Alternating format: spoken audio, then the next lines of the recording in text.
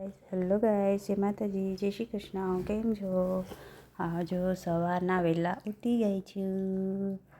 કેટલું અંધારું દેખાય છે જોજો. અંધારું દેખાય છે, તમને દેખાય છે કે નહીં?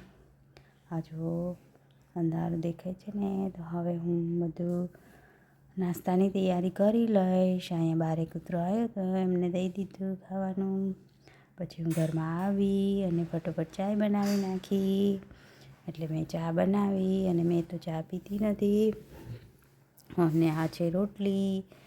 આ રોટલી હું કટ કરી અને નાસ્તાની તૈયારી કરું છું.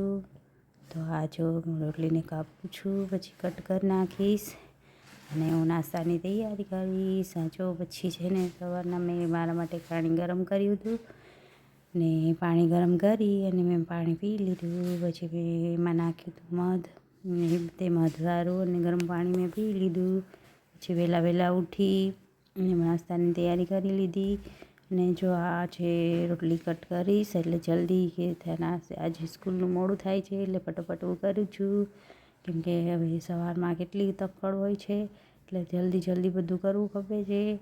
તો પાણીની બોટલ ભરવાની બાકી પડી છે, જે નાસ્તા ભરવાના બાકી પડી છે.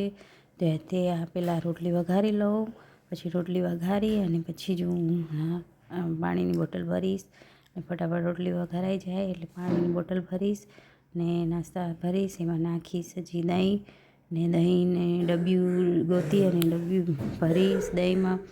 અને દહીં વઘારેલી રોટલી આ તૈયાર થઈ ગઈ છે. રોટલી કટ કરીને તો એમાં હવે હું આ છે તેલમાં મૂકી અને એમાં નાખીશું રાઈ કકડી જશે ને એટલે રાઈ ફૂટી જાય પછી હું નાખીશ જીરું. એટલે આ છે જીરું, તો એ જીરું મેં નાખી દીધું છે.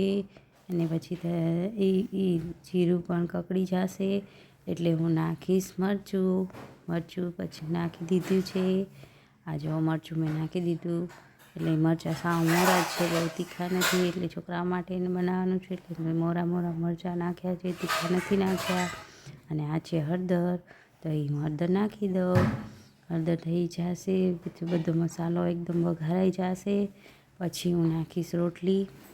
અત્યારે મીઠું નાખ્યું છે કેમકે મીઠા વગર તો સાવ કેવું લાગે, મીઠું મોરું હોય તો ભાવે નહીં ને. એટલે આ જો છે રોટલી વઘારી છે મેં, તે રોટલી વઘારી અને કટ કરી અને મેં થઈ ગઈ તૈયાર ને તૈયાર થઈ ગઈ છે. તો હવે હું કટ કરું છું. કટ કરી અને મેં આ વઘારી નાખી છે મેં રોટલી. અને હવે હું હલાવું છું. આ જો તૈયાર કરી નાખી છે.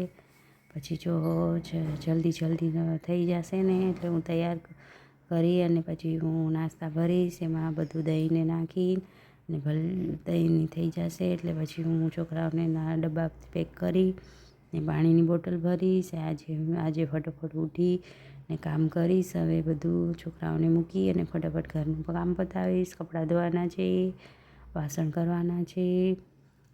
વાસણવાળા બેને આજે નથી આવવાના એટલે વાસણ કરવાના છે મને, કપડાં કરવાના છે.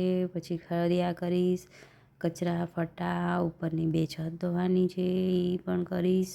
તે સવારમાં બધું કામ પતાવી અને પછી મારે ક્લાયન્ટ આવવાના છે તો આજે એમનું પણ કામ પતાવીશ.